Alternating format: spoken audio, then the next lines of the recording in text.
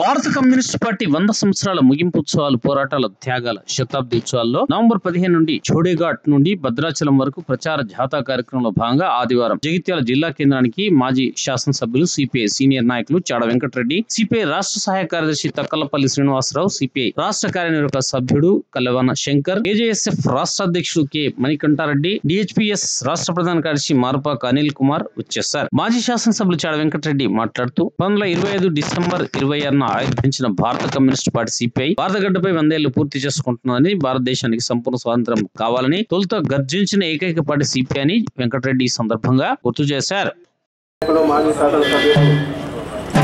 ఎన్నో విషయాలు వివరించి చెప్పినారు. ఇప్పుడు ప్రజానాట్య మండలి వారు కార్యక్రమం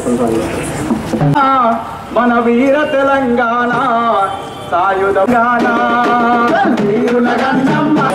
తిరునామా సమరాల తెలంగాణ వీరుల గంగమ్మ మన వీర తెలంగాణ సాయుధ పోరుకు తిరునామా సమరాల తెలంగాణ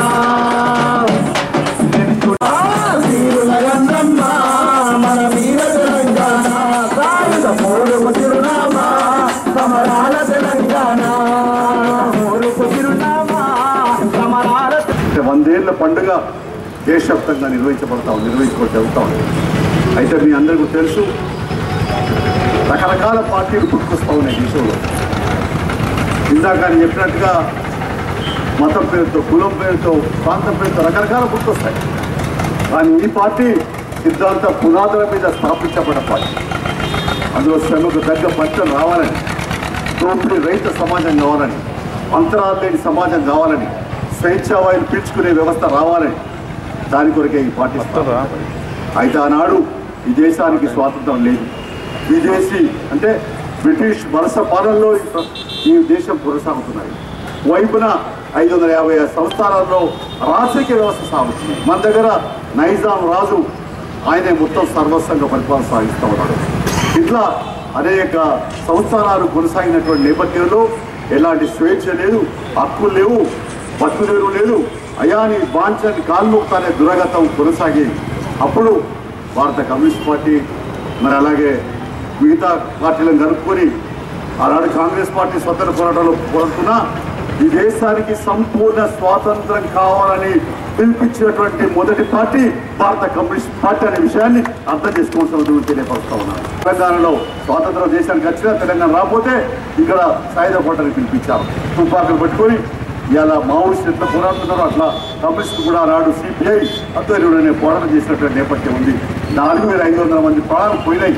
కానీ ఈ తెలంగాణలో నాడు 10 లక్షల ఎకరాల భూములు ఏ పార్టీ వంచన ఇంతవరకు 10 లక్షల ఎకరాల భూములు వంచిన ఘనమైన చరిత్ర కూడా సిపిఐది అనేటువంటి విషయాన్ని కూడా ఈ సందర్భంగా నేను మనం చేస్తా ఉన్నాను. అలాగే ఈ భూమి పోరాటాలు, ముఖ్య పోరాటాలు ఇందాక మనం చెప్పినట్టుగా తక్కల శ్రీనివాసరావు చెప్పినట్టుగా విద్య కొరకు, వైద్యం కొరకు, అలాగే అనేక హక్కుల కొరకు మనం పోరాటం చేసినటువంటి పార్టీ. అందువల్ల ఇవాళ దేశవ్యాప్తంగా కూడా కార్మికులకు మొట్టమొదటి సంఘాలు పెట్టింది సిపిఐ. ఏఎస్టీసీ దేశంలో పెట్టింది, ఏఎస్ఎఫ్ పెట్టింది, ఏవైఎం పెట్టింది, లేదా ఇప్టా పెట్టింది, లేదా అరసం పెట్టింది, లేదా పీకేఎం పెట్టింది, లేదా ఏకేఎస్ వ్యవసాయ కార్మిక సంఘం, రైతు సంఘం, ఇవన్నీ మహిళా సంఘాలు పెట్టింది కూడా కమ్యూనిస్ట్ పార్టీ. అయితే ఇన్ని ప్రజా సంఘాలు పెట్టి ప్రజలు చైతన్యపరిచి ప్రజా పోరాటం ద్వారా మరి ఉద్యమాలు పోరాటాల నేపథ్యం నిర్వహించి ఏకం కావాలని తల్లి పార్టీగా సిపిఐ కోరుతున్నది. రేపు ఖమ్మంలో జరిగే మహాసభ నాటికైనా ఒక వేదిక ఏర్పాటు కావాలని ఆకాంక్షతో భారత కమ్యూనిస్ట్ పార్టీ జాతీయ సమితి ప్రయత్నం చేస్తుందని చెప్పి తెలియపరుస్తూ జగిత్యాల నుంచి కూడా ఖమ్మంలో జరిగే సభకు తల్లి రావాలని కోరుకుంటూ మీ అందరికీ పేరు నమస్కారం చేస్తూ సెలవు తీసుకుంటాం.